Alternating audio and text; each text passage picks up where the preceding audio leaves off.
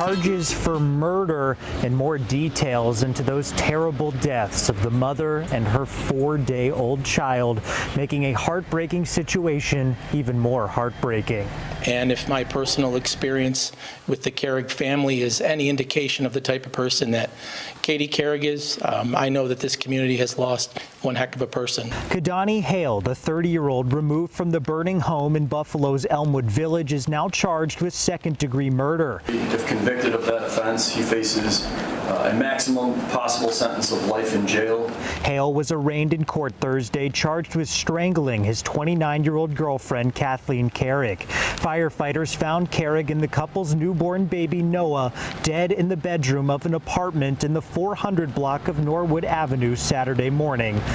ሰላም ጤና ይስጥልኝ ውድ ተመልካቾቻችን የምትከታተሉ ዲያስፖራ ሚዲያ ኔትወርክ ነው ካሳሁን ይልማ ነኝ ወደ ሀገር ቤት የሚሄድ ሰው ይኖር ይሆን ከኢትዮጵያ የሚመጣ ሰው አለ ማለት ቀረም በሊትል ኢትዮጵያ ጎዳና የሚገኘው ራሄል የኢትዮጵያ ባህል ሱቅ ተከፈተሉ የሚፈልጉትን ለሰርግ ለልደት ለምርቃት ራሄል ኢትዮጵያ የባህል ልብስ ሱቅ ጎራ ብላችሁ ማዘዝ ትችላላችሁ እዛም የተዘጋጁ ለናንተ የሚሆኑ ዘመናዊ ጊዜውን የጠበቁ የባህል ልብሶች ታገኛላችሁ ራሄል የኢትዮጵያ የባህል ልብስ ሱቅ አድራሻ 1050 ሳውዝ ፌርፋክስ አቬኑ ሎስ አንጀለስ ካሊፎርኒያ 90019 ነው ልብሶን ሸምተው ደሞ ሻገር ይላሉ እዛው ራሄል ቬጋን ጎራ ብለው የጾም ምግቦን ያገኛሉ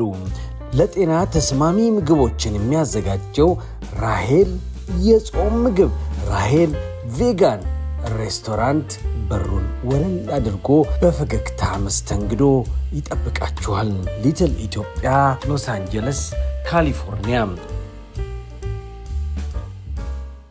ኪዳኔ ኃይሌ ተባለ የ30 ዓመት ጎልማሳ ባለቤቱንና ልጁን በመግደል ወንጀል ተጠርጥሮ በበፋሎ ኒውዮርክ በቁጥጥር ስር መዋሉ ተገለጸ።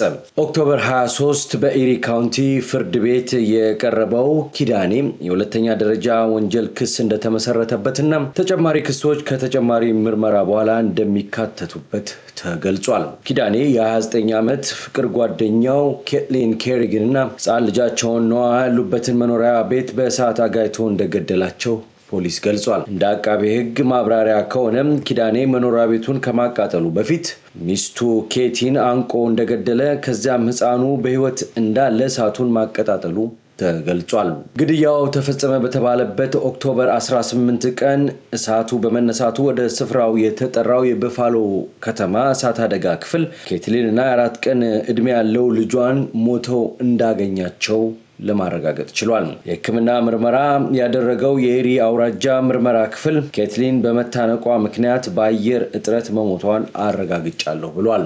ተጠርጣሪው ገዳይ ኪዳኔ ኃይሌ በሳቱ ምክንያት በተነሳው ጭስ ታፍኖ ለአንድ ቀን በሆስፒታል እንደዋለና በማግስቱ ወደ እስር ቤት እንደተወሰደ ለማወቅ ተችሏል።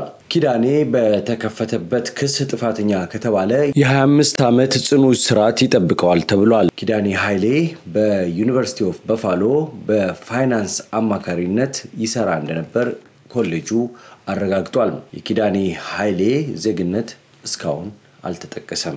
ተመልካቾቻችን ተጨማሪ መረጃዎች ወደናንተ ይደርሳሉ።